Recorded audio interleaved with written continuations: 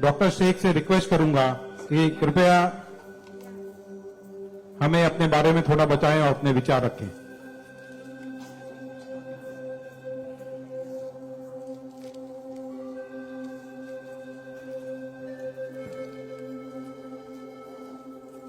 सबसे पहले तो मैं अल्लाह रब्बुल इज़्ज़त की बहुत ज़्यादा शुक्रगुजार हूँ कि उसने मुझे इतनी इज्जत दी और इस मकाम तक पहुँचाया कि मैं अपनी लाइफ के जो फैक्ट्स हैं, जो जर्नी में आपके साथ शेयर कर सकूं।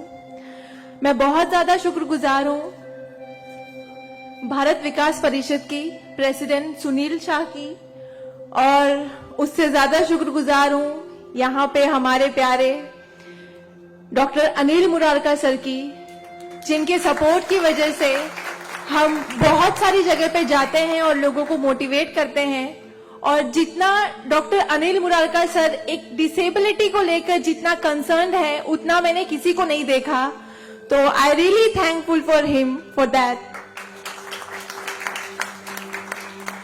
2008 मैंने अपना 10th क्लियर किया था। मैंने टॉप किया था पूरे जोगेश्वरी में विथ 92.15% लेकर, और मेरा ख्वाब था कि मैं डॉक्टर बनूं और लोगों को सर्व करूं। मैं मिडिल क्लास से ताल्लुक रखती हूँ। मेरे जो अब्बू हैं वो वेजिटेबल वेंडर हैं, तो हमारे घर पे बहुत फाइनेंशियली प्रॉब्लम थी। तो मेरा बस एक ख्वाब था कि मैं डॉक्टर बनूं, लोगों की हेल्प करूं, और उसके लिए मैंने साइंस में एडमिशन लिया। देन 11 साइंस जब मैंने एडमिशन लिया, मेरा कॉलेज बांद्रा में था और मेरा घर जोगेश्वरी में। मैं रोज लोकल ट्रेन से ट्रैवल करती थी Jogeshwari to Bandra. 7 October 2008 that was the day जब मैं कॉलेज से घर वापस आ रही थी। मेरे सेमेस्टर चल रहे थे उस वक्त, और सुबह 10 बजे का वक्त था। 10 बजे आप सब लोग मुंबई से बिलोंग करते हैं, सबको पता है लोकल ट्रेन में बहुत रश आर होता है। वो ट्रेन जब अंधेरी से निकली, मैं अपनी सीट से उठी और मुझे नेक्स्ट स्टेशन मेरा जोगेश्वरी था, मुझे वहां उतरना था। लेकिन मेरे सीट से उठने और स्टेशन के आने तक के बीच में वो एक लम्हा था जिसमें मेरी पूरी जिंदगी बदल गई। मैं जब सीट से उठी, उसके नेक्स्ट मोमेंट मैंने अपने आप को ट्रेन की पटरियों के नीचे पाया, और जब मेरी आंखें खुली तो वही ट्रेन जिसमें मैं ट्रैवल कर रही थी वो मेरी आंखों के ऊपर से बहुत तेजी से गुजर रही थी।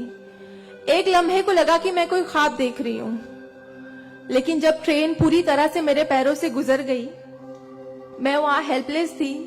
और जब बहुत दूर जाके किसी ने चेन रोकी, वो ट्रेन रुकी, और उस ट्रेन को रुकता हुआ देखकर मुझे एहसास हुआ कि मैं कोई ख्वाब नहीं देख रही हूं, मैं सच में ट्रेन से गिर चुकी हूं, और मैंने अपनी दोनों टांगे उस ट्रेन के पहियों के नीचे आ गई है जिसमें मैं ट्रैवल कर रही हूँ। वो पूरी 12 डब्बे की ट्रेन मेरे पहियों से गुजर गई, किसी ने चेन रोकने की हिम्मत नहीं की।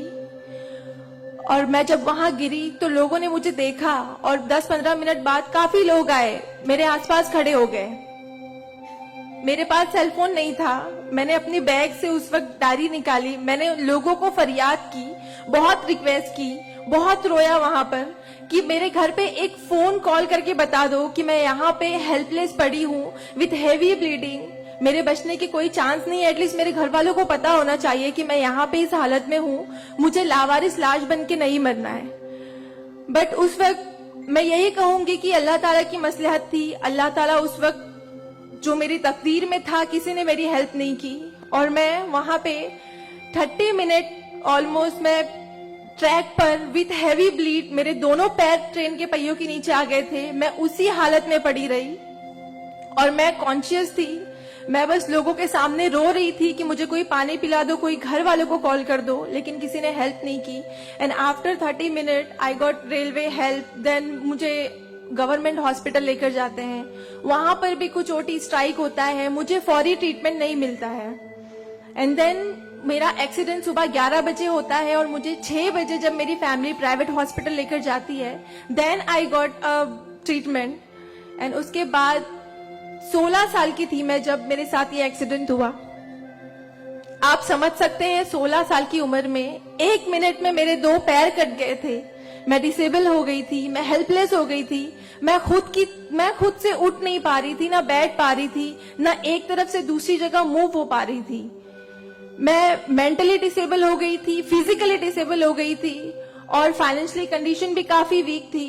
वो सारी चीजें मेरे दिमाग में चल रही थी और जब लोग मुझे देखने आते थे तो कुछ लोग हमदर्दी में नेगेटिव कमेंट्स भी करते थे कि 16 साल की बच्ची है, 2 पैर खो दिए हैं, सारी जिंदगी माँ बाप के ऊपर बोझ रहेगी, ये जिंदा क्यों है, इससे अच्छा ये मर जाती।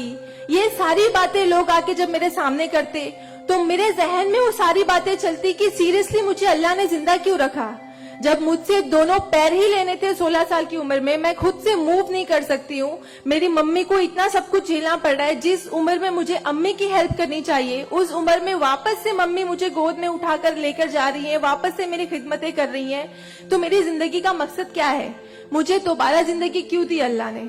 मैं बहुत शिकायतें करती थी अल्लाह से, मैं बहुत रोती थी, लेकिन उस मुश्किल वक्त में मेरे कॉलेज, मेरे स्कूल टीचर्स और बहुत से ऐसे नेक बंदे भी थे जिन्होंने मुझे हौसला दिया। उनमें सबसे पहले मेरी फैमिली आती है, मेरी बड़ी सिस्टर की फैमिली आती है। मेरी मम्मी ने मुझे एक जुमला कहा जो जिंदगी भर और मैं हर फंक्शन में बोलती हूँ, वो कि बेटा तुम रो मत, तुम्हारे साथ आज जो ये हादसा हुआ है, अल्लाह ने तुमसे सिर्फ 2 पैर लिए हैं, तुम्हारे पास तुम्हारा दिमाग है, तुम इतनी फास्ट ट्रेन से गिरी हो, तुम्हारे सर पे चोट लग सकती थी, तुम्हारी जान जा सकती थी, लेकिन अल्लाह ने सिर्फ तुमसे 2 मामूली पैर लिए हैं।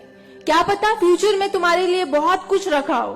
तब मुझे बातें उनकी समझ नहीं आती थी, लेकिन अल्हम्दुलिल्लाह अल्लाह का लाख लाख शुक्र है कि आज इस मौके पर जब लोग मुझे एज अ इंस्पिरेशन समझते हैं, एक आइडियल करते हैं, तो मुझे समझ में आता है कि मेरी अम्मी सच बोलती थी कि हौसला रखो, सिर्फ 2 टांगे गई है। आज मैं जब अपने प्रोस्थेटिक लेग से चलती हूँ तो लोगों को पता नहीं चलता कि मेरे पास 2 पैर नहीं है, मेरा एक पैर थाइस के पास से नहीं है, दूसरा नी के पास से नहीं है, बट लोगों को ये अंदाजा नहीं होता है। तो बस मेरी अम्मी ने जो एक बात कहा था कि अल्लाह पे यकीन रखो बच्चा, तुम्हारे साथ जो हो रहा है और जो होगा वो सब अल्लाह ने प्लान किया हुआ है, तुम बस हिम्मत मत हारो कभी भी और बस डटे रहो अपने जुनून के पीछे कि तुम्हें डॉक्टर बनना है। तुम्हारी 2 टांगे नहीं तो क्या हुआ, तुम्हारे पास दिमाग है, तुम ज़हीन हो, तुम आगे बढ़ो। और क्या पता तुम आगे लोगों को आइडियलाइज कर, लोग तुम्हें आइडियलाइज करें इस चीज को लेके। मेरे doctor Sanjay Kantharia, orthopaedic surgeon, उन्होंने सबसे ज्यादा सपोर्ट किया इस बात को लेकर कि तू डॉक्टर बन। मैंने अपने जीने की उम्मीद छोड़ दी थी, डॉक्टर बनने की उम्मीद छोड़ दी थी, लेकिन जब उन्होंने मुझे बताया कि तुम डॉक्टर बन सकती हो, तुम बनो, देन मैंने प्रिपरेशन स्टार्ट की। सीईटी कॉमन एंट्रेंस टेस्ट होता है to getting admission in medical college, मैंने वो क्रैक किया। I got 3rd rank all over Maharashtra in PH quota. And after that मुझे बहुत खुशी हुई कि मैंने 3rd रैंक क्लियर किया है। Now I got admission, I will get admission in MBBS. But वहां पर भी एक प्रॉब्लम थी मेरे लिए कि मुझे डिसेबल परसेंटेज 89% डिसेबल हूं मैं, और मेडिकल में एडमिशन के लिए 40 to 70 there is a criteria to get admission for MBBS. मैं मोर देन 70% डिसेबल हूं, ये कहकर मुझे उन्होंने डिनाई किया कि आप एलिजिबल नहीं हो, आप एमबीबीएस में एडमिशन नहीं ले सकते हो, आप डॉक्टर नहीं बन सकते हो। तो उस बात को लेकर मैं बहुत डिप्रेस हो गई। देन मैंने वापस अपने डॉक्टर से हेल्प मांगी, उन्होंने मुझे एक मशवरा दिया कि आप हाईकोर्ट जाओ, बॉम्बे हाईकोर्ट। और जिस बात के लिए एक नॉर्मल स्टूडेंट को सिर्फ पढ़ाई करनी होती है, अच्छा रैंक लाना होता है, मुझे उस चीज के लिए मैंने वो किया, लेकिन उसके बाद भी मुझे बॉम्बे हाईकोर्ट जाना पड़ा। एंड मैं गई, मैंने अब हार नहीं मानी और मैं गई, बिकॉज वो मेरा हक था, मुझे डॉक्टर बनना था। और जब मैंने वापस अपनी नॉर्मल जिंदगी स्टार्ट की अपने प्रोस्थेटिक लेग से, मैंने आना जाना शुरू किया, अकेले ट्रेन ट्रैवल करना शुरू किया, देन मैंने रियलाइज किया कि मेरे अंदर कोई कमी नहीं है, मैं एक नॉर्मल लड़की हूँ, मेरे पास पैर नहीं तो क्या हुआ, मैं लोगों को सर्व कर सकती हूँ, मेरे अंदर पैशन है डॉक्टर बनने का। तो मैंने वो बस अल्लाह पे यकीन रखा और मैंने ये सोचा कि अगर अल्लाह ने मेरी किस्मत में रखा है डॉक्टर बनना तो मैं जरूर कोर्ट में फाइट करूंगी। एंड देन मैं बॉम्बे हाई कोर्ट गई इन 2011 और वहां पे मेरा केस डॉक्टर मोहित शाह, चीफ जस्टिस मोहित शाह ने देखा, उन्होंने मुझे ऑब्जर्व किया, मेरे प्रीवियस स्टडी रिकॉर्ड्स देखे, वो सारी चीजें देख के, और उन्होंने जब मेरा पैशन देखा डॉक्टर बनने का, सर्व करने का, देन उन्होंने मेरे फेवर में फैसला दिया। एंड 2011 अल्लाह का लाख लाख शुक्र है कि मुझे इंडिया के टॉप मोस्ट कॉलेज में एडमिशन मिला, which is Saint GS medical college and KM hospital. Then 2011 में मैंने अपना एमबीबीएस में एडमिशन लिया। वो जर्नी बहुत आसान नहीं थी मेरे लिए, क्योंकि मेरे पास 2 पैर नहीं है। और जब मेरी काउंसलिंग चल रही थी एडमिशन को लेकर, तो काफी जो डॉक्टर्स का पैनल था उन्होंने मुझे बहुत कुछ हकीकत बताई थी कि आपके लिए डॉक्टर फील्ड आसान नहीं है, इसमें पढ़ाई करना 5.5 साल, आपको एक ओपीडी से दूसरी ओपीडी जाना होगा। और तब मैं 2 क्रचेस यूज करती थी मेरे लिए, तो आपके लिए बिल्कुल भी आसान नहीं है। आप हार जाओगे, 1 साल पढ़ोगे, दूसरे साल आप डिनाई कर दोगे, एडमिशन नहीं लोगे, आप गिव अप कर लोगे। लेकिन बस मैंने दिल में ठान लिया था कि मुझे इन्हें गलत साबित करना है और मुझे लोगों को प्रूव करके दिखाना है कि एक लड़की जो 89% डिसेबल है, जिसे लोग ये कहकर सुनाते थे कि सारी जिंदगी माँ बाप के ऊपर बोझ पर बनी रहेगी, उन्हें प्रूव करना है कि मैं डॉक्टर बन के लोगों को सर्व कर सकती हूँ। और जो मेरे दूसरे डिसेबल भाई बहन हैं, उन्हें भी शो करना है कि after disability, after accident, post accident जो लाइफ होती है वो आप नॉर्मल गुजार सकते हो अपने हौसले की बनिस्बत। तो मैं बस 5.5 साल मैंने बहुत कोशिश की, बहुत दर्द सहे, लेकिन मैंने अल्हम्दुलिल्लाह 2016 में फर्स्ट क्लास से मैंने अपना एमबीबीएस क्लियर किया। और इस बात को देखते हुए मुझे बहुत खुशी होती है, इस बात को बहुत प्राउड मोमेंट था मेरे लिए कि इन 2016 ऑन वुमेन्स डे 8 मार्च मुझे बॉम्बे हाई कोर्ट में फेलिसिटेट किया गया, जो एक हिस्टोरिक मोमेंट था वहां पर कि आउटसाइड से किसी को उन्होंने फेलिसिटेट किया। देन उसके बाद मुझे काफी कॉल्स आए एज अ मोटिवेशनल स्पीकर, मुझे काफी अवार्ड्स मिले। और तब मैंने सोचा कि मेरी जर्नी सिर्फ एमबीबीएस तक नहीं, मुझे लोगों को और प्रूव करना है कि 89% डिसेबल होके अगर मैं एमबीबीएस कर सकती हूँ तो मुझे मेडिकल फील्ड की हायर डिग्री अचीव करनी है, which is MD, medicine in doctor in medicine. Then मैंने उसके लिए भी कॉमन एंट्रेंस टेस्ट दिया and again I got third rank in all over Maharashtra. और यहाँ पर भी देन अगेन उन्होंने प्रॉब्लम क्रिएट की मेरे लिए। After completing my MBBS with flying colours, उन्होंने वापस मेरा मेडिकल एडमिशन डिनाई किया कि आप नहीं कर सकते हो because you are 89% disable. Then मुझे एक बहुत हम्बल इंसान मिले, member of parliament Kirit Somaiya sir. उन्होंने फौरन से मेरी एप्लीकेशन सेंट्रल हेल्थ मिनिस्टर के पास लेकर गए और वहां से विद इन 2 डेज ये जो क्राइटेरिया है 40 to 70% डिसेबिलिटी का मेडिकल में एडमिशन के लिए, this is a 20 years old clause, और विद इन 2 डेज ये क्लॉज चेंज करवाया उन्होंने बिकॉज ऑफ माई एप्लीकेशन। वो क्लॉज चेंज होके बस ये है कि मिनिमम 40% क्राइटेरिया है और मोर देन 70% जो भी डिसेबल हैगा they will get admission in medical field. तो मेरी जो जर्नी थी यहाँ तक की, और उसके बाद मैंने रिसेंटली 2019 में मैंने एमडी में एडमिशन लिया और which same college saint GS medical college and KM hospital, और मैं अभी रिसेंटली फर्स्ट ईयर रेसिडेंट हूँ एमडी पैथोलॉजी में।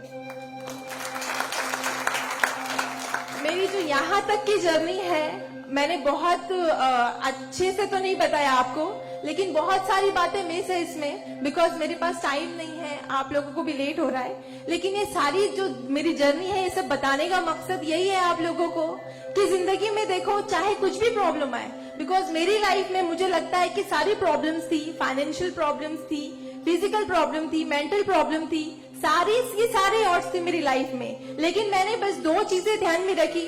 एक तो मेरी अम्मी की बात की अल्लाह पर यकीन रखो, अल्लाह अपने बंदों से 70 माओं से ज्यादा प्यार करता है। एक माँ हमारी छोटे से दर्द को बर्दाश्त नहीं कर सकती, वो तो 70 माओं से ज्यादा प्यार करता है, तो हमें दर्द में कैसे रख सकता है वो। तो उसने जरूर कुछ अच्छा रखा है हमारे लिए। अगर छोटी सी प्रॉब्लम आई जिंदगी में तो उससे हार नहीं मानो, उससे लड़ना सीखो, हमेशा अपना हौसला जिंदा रखो, बिकॉज आपके पास अगर हौसला है तो आपकी लिए जिंदगी जीने की उमंग रहेगी, बिकॉज बगैर हौसले के कोई जिंदगी नहीं जी सकता। तो आप लोग प्लीज अगर छोटी से छोटी प्रॉब्लम भी आए, कोई भी परेशानी आए, आप लोग लड़ना सीखिए और जिंदगी जीना सीखिए। बिकॉज मेरे एक्सीडेंट के बाद मुझे अगर मैं इतनी सारी कोशिशें नहीं करती तो मैं आज यहाँ पर खड़ी होकर एज अ डॉक्टर आप लोगों से इंटरेक्ट नहीं हो रही होती। तो बस कभी भी हार मत मानिए। और ये एक शेर है आप सबके लिए, हौसले की तुर्कश में कोशिश का वो तीर जिंदा रख। तरकश मतलब जिसमें तीर रखते हैं। हौसले की तरकश में कोशिश का वो तीर जिंदा रख। हार चाहे जिंदगी में सब कुछ, हार जा चाहे जिंदगी में सब कुछ, मगर फिर भी जीतने की उम्मीद जिंदा रख। Thank you so much, thank you all of you, मुझे इतने अच्छे से सुनने के लिए। और मैं बहुत ज्यादा थैंकफुल हूँ डॉक्टर अनिल सर की और भारत विकास परिषद की कि उन्होंने मुझे इतना सुनहरा मौका दिया आप लोगों से इंटरैक्ट का। Thank you. धन्यवाद।